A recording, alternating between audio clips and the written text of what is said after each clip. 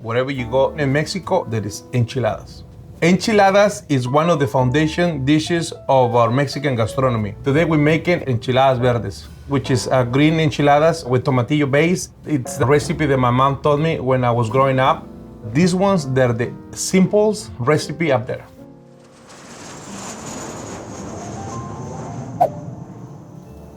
What do we need to make the best enchiladas ever? To make masa. It's a corn that's been nixtamalized and made into a dough. As important as it is, the pasta dough for the Italians is the same thing for Mexicans. When you have masa, you can make the best tortilla from scratch. Okay, so we're gonna start with your favorite heirloom corn. Mexico has 59 types of corn and they are disappearing little by little, so try to use heirloom. Make sure you check for little rocks or little things. This looks great. We're gonna put some water. We're gonna do some nixtamalization, which is a process where I mix the corn with cal, which is also known as Mexican lime. It cooks the corn and actually gives that texture that we're looking for our dough. It helps the dough stick together. All right, so it's been 45 minutes. The corn looks a little bit more soft and it kind of looks a little bit more fluffy. So what I'm gonna do, I'm gonna let it soak overnight, 10, 12 hours. It smells like home. So to get our corn nice and soaked, I'm just gonna dump all of this here. We're gonna add some of this water and kind of just move it around. And this will remove some of the skins. You don't want to remove all the skin because that's what the flavor is. So this is how the corn used to be, dry, sad. Now it's all fluffy, happy, and delicious. So look, we already removed some of the skin and they're ready to be grind. All right, it's metate time. This is my Aztec blender. It's made out of volcano rock. You can't use a blender for this because it will be very grindy and you don't want that. Masa is supposed to be nice and smooth. We're gonna add some of the maize that I have here. Okay, so now we're gonna add a little bit of liquid here. The liquid is the liquid from the boiling corn. And when you do this, you do it little by little. You don't do all of them at once. This will probably be 10 minutes. When you go to Oaxaca or Puebla or any other town in Mexico, you'll see people on the knees doing this. And why is that position better? Because you put more pressure into the dough.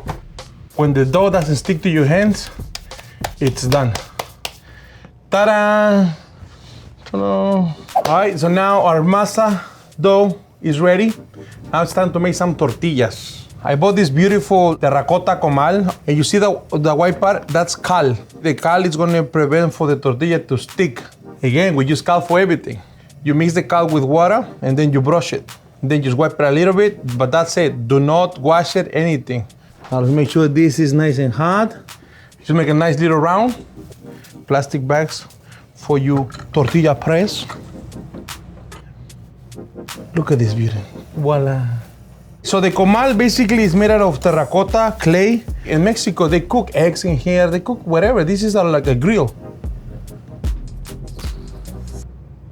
All right, it's time to make our tomatillo sauce.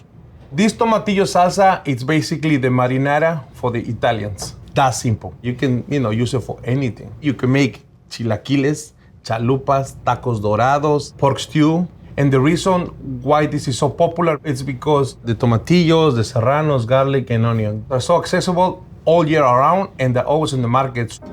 The tomatillo, it's a Mexican husk tomato. Basically, we remove the husk. The difference between this tomatillo and the tomato is they seem to be a little bit more richer and a little bit more acid. We're just gonna add half an onion, serranos, and garlic, 2 cloves. And that's it. We're gonna start with a little bit of oil. Let's take the flavors out of these vegetables. Even if you don't make your own tortillas, you can try this sauce with store-bought tortillas. It's just about timing. If you have a lot of time, do it. We're gonna add a little bit of salt. So we're gonna cook this for 10 minutes. So now what we're gonna do is we're going to remove all these vegetables, put it into a blender. We're gonna add 1 serrano, because we're not sure how spicy that's going to be. If you think it needs more spicy, add the other one. If you know, save this for lunch. And now I'm gonna add a little chicken stock and a little cilantro. I'm gonna add a little bit of salt. Okay, now we're going to puree this. Before you keep moving forward, we're gonna try it for heat and salt. That means it's spicy. And now we're gonna simmer the sauce. Now, when you do this, make sure this is not really hot, because if it's really hot, you're gonna get sauce all over the place. And now we're gonna cook this for 30 minutes, 45 minutes. The longer you cook, the more sweeter it will become. I want this sauce to have a little bit of a heat, a little bit of acidic, a little bit of a spicy, and overall delicious. Once it comes to a boil, remember, lower heat and keep stirring, because the tomatillo will go to the bottom and it will burn. And then we're gonna make some enchiladas verdes. So we'll start with a little bit of lard. So this lard is gonna add more flavor, it's gonna help the sauce to stick to the tortilla. So you wanna use vegetable oil, go right ahead, but I prefer lard. Anything that's natural, so it's better if you use your hands, like me. But don't do this at home. I've been done this for so many years. Now you're gonna add a little bit of salsa. And then you're gonna put a little bit more on top. We're gonna remove this enchilada, put it right here. Look, we're not stuffing none of the enchiladas. They're not stuffed, they're not baked, this is how it is. These are some of the simple ingredients that we normally put in enchiladas. It's very straightforward. Crema fresca, it has to be Mexican crema fresca. Queso fresco, red onions, radishes, avocado, cilantro. Some people put lettuce. I'm not a lettuce kind of guy.